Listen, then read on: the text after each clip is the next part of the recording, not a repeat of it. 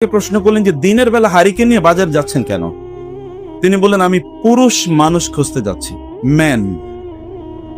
বলে দিনের বেলা বাজারে এখানে সবাই তো পুরুষ। বলো না, I can only see male not man. আমি সেখানে কেবলমাত্র ছেলে মানুষ দেখতে পাচ্ছি, কিন্তু পুরুষ মানুষ আমি সেখানে দেখতে পাচ্ছি না। There is a big difference between manhood অথবা পুরুষত্ব, পৌরুষ অথবা কেবলমাত্র ছেলে মানুষ।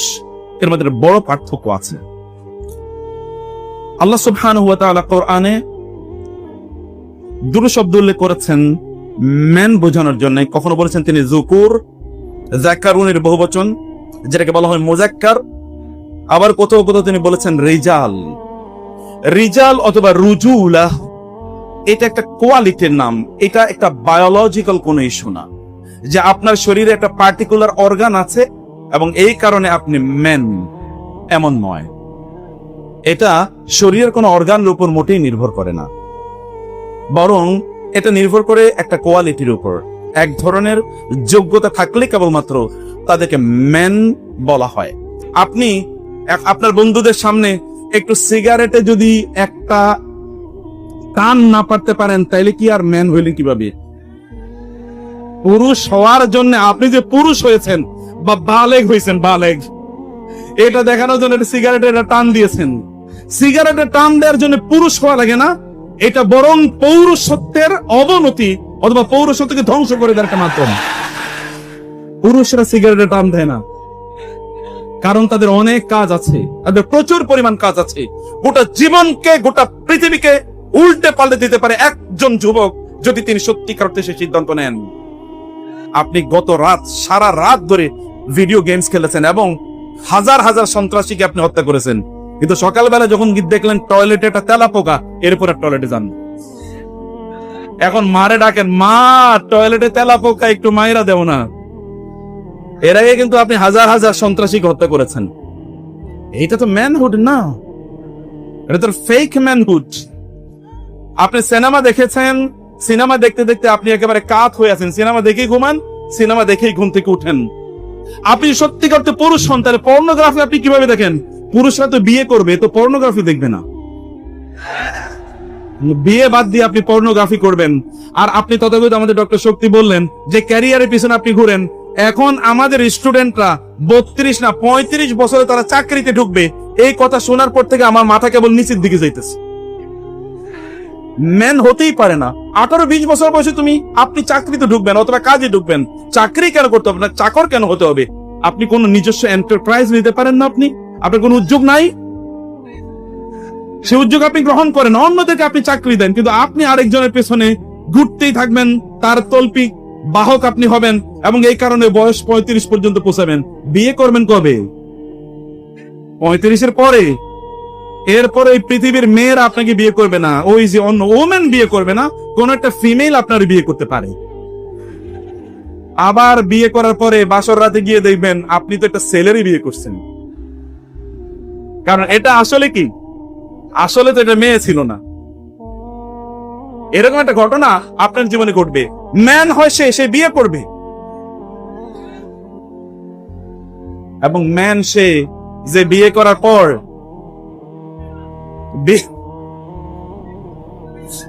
হ্যাঁ, এই জন্য তো ম্যান হওয়ার জন্য ম্যান যে আপনি, এই প্রমাণ আপনাকে দেখাতে হবে, তারপরেই তো মেয়ের আপনার কাছে বা বাবার আপনাদের কাছে মেয়ে বিয়ে দেবে। আপনাকে you have to prove that you are a man. আপনাকে প্রমাণ দেখাতে হবে যে আপনি একজন পুরুষ মানুষ। এই পৌরুষত্ব আপনাকে শো করতে হবে। এটা কেবল, এগেইন বলেছি, কেবল বায়োলজিক্যাল কোন ইস্যু না, কেবল শারীরিক কোন যে আপনাকে এবার টেস্ট, মানে কোন একটা ল্যাবরেটরিতে নিয়ে যাওয়া হবে একটু টেস্ট করার জন্য আসলে পুরুষ নাকি নারী। নো, এটা that is not the issue. You will have to show that you are a man. আপনার কার্যকলাপে, আপনার আচরণে, আপনার উচ্চারণে এটা আপনাকে প্রদর্শন করতে হবে। একজন ম্যানের ডেফিনেশন কি? কোরআন আল্লাহ সুবহানাহু ওয়া তাআলা কি ডেফিনেশন দিয়েছেন? আপনি সারাদিন ধরে কেবল আপনি কি করলেন?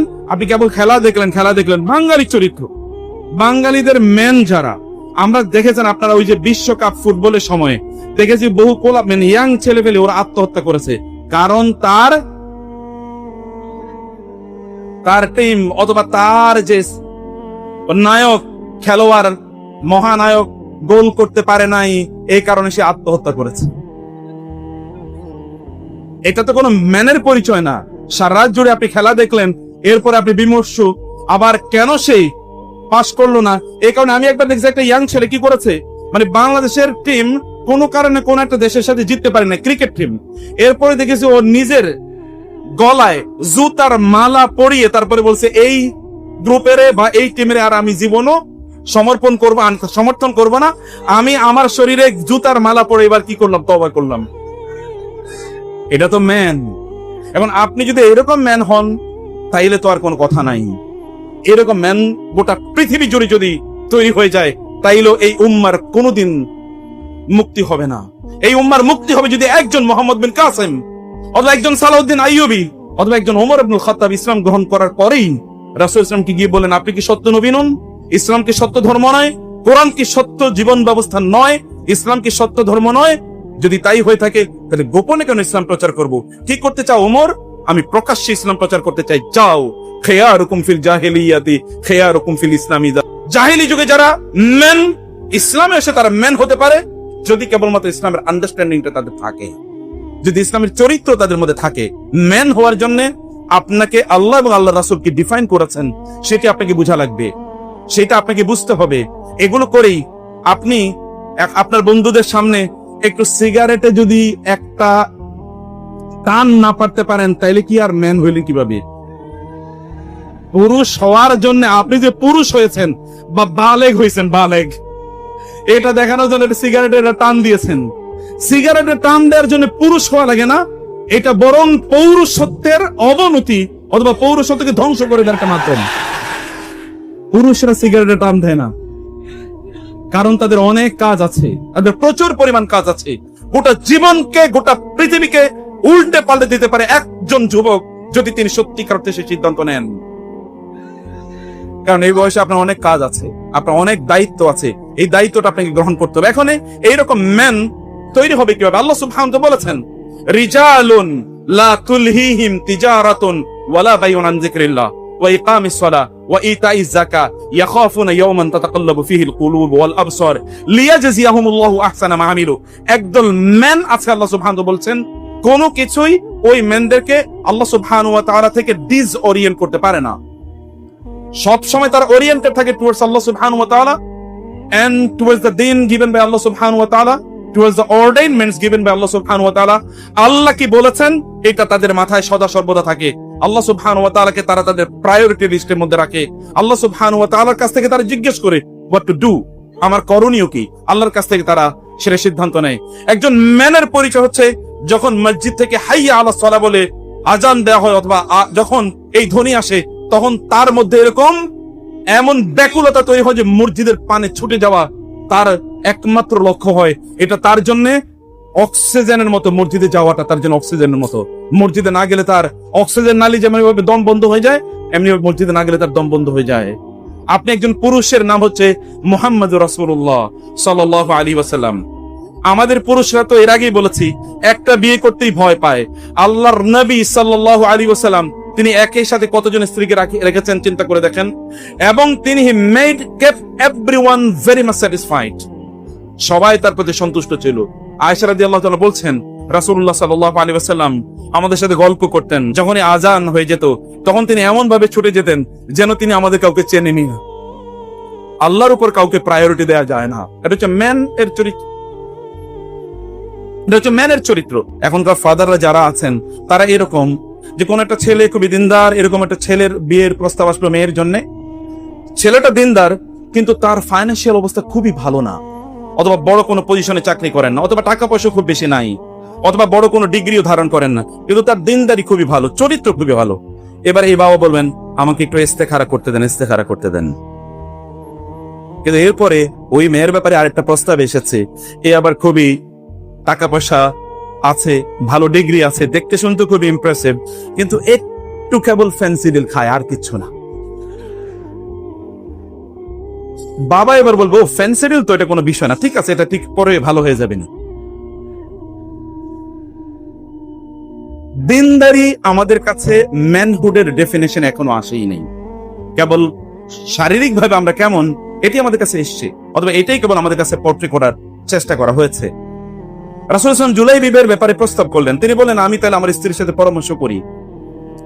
সাহাবায়ে কেরাম রাদিয়াল্লাহু তাআলা আনহুম, তাদের যুগটা আমাদের জন্য আইডিয়াল, কারণ তারা হিউম্যান বিং ছিলেন। কখনো কখনো আমরা তাদেরকে সুপার হিউম্যান বিং মনে করি, না, এটা সুপার হিউম্যান বিং এর ইস্যু না, তারা আমাদের জন্য আদর্শ। এবং এই কারণে তাদের এক্সাম্পল আপনাদের সামনে আনছি, বলার কোনো কারণ নাই যে সেটা একটা গোল্ডেন এজ, তারা কোথায় আর আমরা কোথায়, ব্যাপারটা এরকম না। They are human beings and you are also human beings. There are problems in their very society and we have also problems in our very society. এবং সেই কারণে তার আলোকে আপনাকে দেখতে হবে। তিনি তার স্ত্রীর কাছে গিয়ে বলেন, রাসূল সাল্লাল্লাহু, তোমার মেয়ের ব্যাপারে বিয়ের প্রস্তাব দিয়েছেন। বলে, খুবই ভালো, আহলান সাহলান, খুবই ভালো কথা তো। বলেন, না, তার নিজের ব্যাপারে নয়, বরং জুলাইবিবের ব্যাপারে। তিনি একটু হতাশ হলেন। আচ্ছা ঠিক আছে, রাসূল কি আর কাউকে খুঁজে পেলেন না? এরকম টাইপের মেয়ে কিন্তু পাশের রুমে ছিল। তিনি শুনলেন এরকম আলোচনা, দৌড়ে আসেন, বাবা কিসের বিষয়ে আলোচনা করছো? তোমার বিয়ের ব্যাপারে এরকম এরকম জুলাইবিবের প্রস্তাব রাসূল সাল্লাল্লাহু আলাইহি ওয়াসাল্লাম দিয়েছেন। বাবা, মা, তোমরা রাসূলের প্রস্তাবকে ফিরিয়ে দিচ্ছ, কিভাবে সম্ভব? আমি রাজি, আমার পক্ষ থেকে কোনো অবজেকশন নাই। মেয়ে যেহেতু রাজি, বাবা এবং মা অগত্যা বিয়ে দিলেন। আপনি জানেন, এরপর জুলাইবিবের যুদ্ধের সময় চলে আসলো। জুলাইবিব যুদ্ধের ময়দানে গেলেন, তিনি শাহাদাত বরণ করলেন। রাসূল বললেন, তোমরা কি কাউকে মিস করছো? সাহাবায়ে কেরাম বলেন, হ্যাঁ, দৌড়ে এসে বলেন, না ইয়া রাসূলুল্লাহ, সবাইকে না, কাউকে মিস করছো? না, সবাইকে তো পেয়েছি ইয়া রাসূলুল্লাহ, অমুকে অমুকে অমুকে অমুকে শহীদ হয়েছেন। না, আমি তো জুলাইবিবকে মিস করছি, আমি কিন্তু জুলাইবিবকে মিস করছি। সাহাবায়ে কেরাম বলছেন, ইয়া রাসূলুল্লাহ, হ্যাঁ, জুলাইবিব এরকম 8-10 জনকে যুদ্ধের ময়দানে হত্যা করেছে শত্রুদের, এবং তিনিও বহু ক্ষত বিক্ষত হয়েছেন, তার লাশটা আমরা খুঁজে পেয়েছি। রাসূল নিয়ে আসলেন এবং তার দুহাতে জুলাইবিবকে নিলেন, এবং তিনি নিজে কবরে জুলাইবিবকে তিনি কবরস্থ করলেন, এবং তিনি বললেন, জুলাইবিব আমার অংশ, আমিও জুলাইবিবকে প্রচন্ড ভালোবাসি। জাহের নামক একজন ব্যক্তি, রাসূলুল্লাহ একজন সাহাবী, তিনি থাকতেন গ্রামে। আপনার যাদেরকে চাষা পোষা বলেন, গ্রামের লোক বলেন, ক্ষেত বলেন, এরকম টাইপের একজন মানুষ তিনি। রাসূলুল্লাহ সাল্লাল্লাহু আলাইহি ওয়াসাল্লাম তিনি তাকে বলতেন, জাহিরু বাদিয়াতুনা ওয়া নাহনু হাদিরুহু, যে জাহের হচ্ছে আমাদের গ্রামের রিপ্রেজেন্টেটিভ, আমরা হচ্ছে জাহেরের শহরের রিপ্রেজেন্টেটিভ।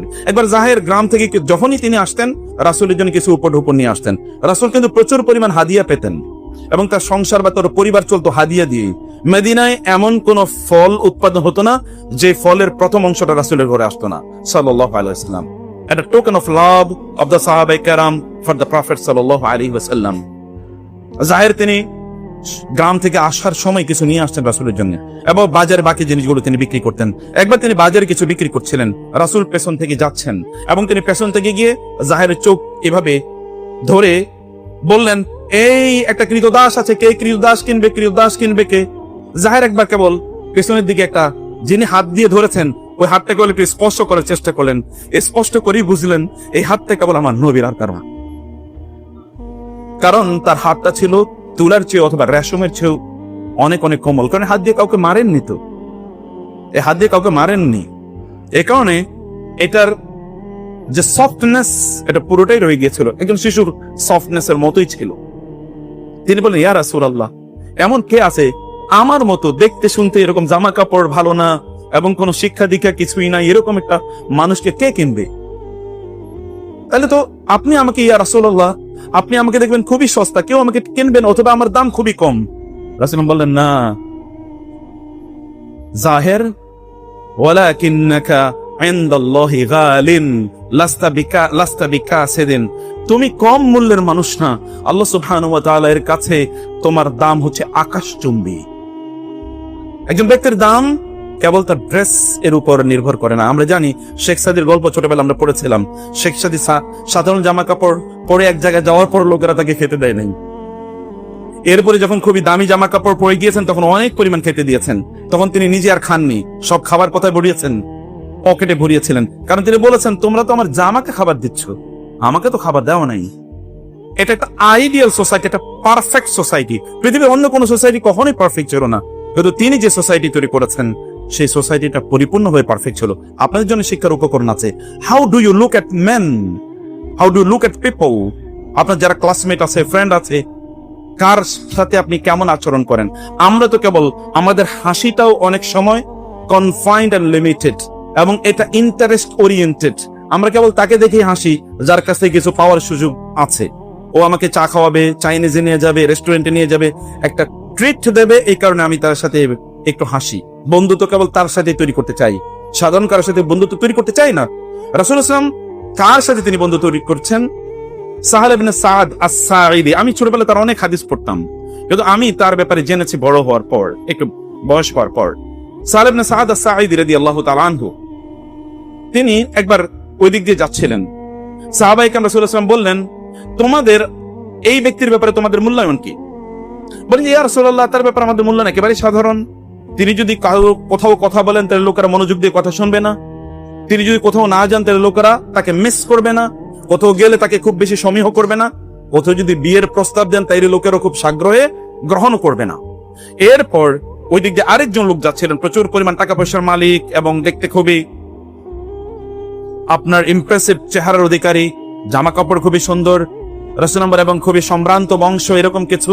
রাসূলুল্লাহ বললেন, সাল ওই ব্যক্তিকে লক্ষ্য করে যে এর ব্যাপারে তোমাদের মত বলে, উনি তো আমাদের সমাজের সেরা মানুষ, উনি কথা বলে লোকেরা মনোযোগ দিয়ে শুনবে, ওনার সাথে একটা সেলফি তোলার জন্য লোকেরা দাঁড়িয়ে থাকবে, ওনার অটোগ্রাফ নেওয়ার জন্য লোকেরা যাবে, ওনার সাথে বন্ধুত্ব তৈরি করতে পারাটা তাদের একটা প্রেস্টিজের ইস্যু তারা মনে করবে, অথবা একটা ডিগনিটি তারা মনে করবে, এবং তার সাথে বিয়ে শাদী ইত্যাদির বিষয় যদি প্রশ্ন উঠে তাহলে সবাই আগ্রহী হবে তার কাছে, তাদের মেয়ে বোন এদেরকে বিয়ে দেওয়ার জন্য। রাসূলুল্লাহ বলেন, আল্লাহি, আল্লাহর কসম করে বলছি, তোমরা আগে যার ব্যাপারে বলেছো সে কোথাও না গেলে কেউ তাকে খোঁজ করবে না, গেলে তার ব্যাপারে কেউ আগ্রহ প্রদর্শন করবে না। এই যে দ্বিতীয় যার ব্যাপারে তোমরা বললে, এত হাইলি তার ব্যাপারে তোমরা কথা বললে, এই রকম লোক যদি গোটা পৃথিবী ভরে যায় তাহলে ওই আগের সাহাল ইবনে সাদ আস-সাঈদীর সমান মর্যাদাবান হবে না। একজন সাহালের মর্যাদা এইরকম মানুষ গোটা পৃথিবী জুড়ে হয়ে যায় তাইলেও হবে না। কেবলমাত্র মর্যাদা এটা এর উপর নির্ভর করে না আপনি কোন বংশের। আপনি কি, আমাদের দেশে তো চৌধুরী বংশ, শেখ বংশ, এগুলো হলে 7 খুন মাফ, তাই না? ওই বংশ হলে 7 খুন মাফ। রাসূলুল্লাহ সাল্লাল্লাহু আলাইহি ওয়াসাল্লামের যুগে কি এমন ছিল? আল হুজালি নামক একজন সাহাবী, রাসূলুল্লাহ সাল্লাল্লাহু আলাইহি ওয়াসাল্লাম বদরের যুদ্ধ, তিনি সবাইকে রোজ, আমরা তো কিন্তু যুদ্ধের ময়দানে নামাজে সব যে আমরা কাতারবদ্ধ থাকি, আমাদের এটা ডিসিপ্লিন, আমাদের গোটা ইসলামের এটা মূল বক্তব্য, ভেরি ডিসিপ্লিন লাইফ।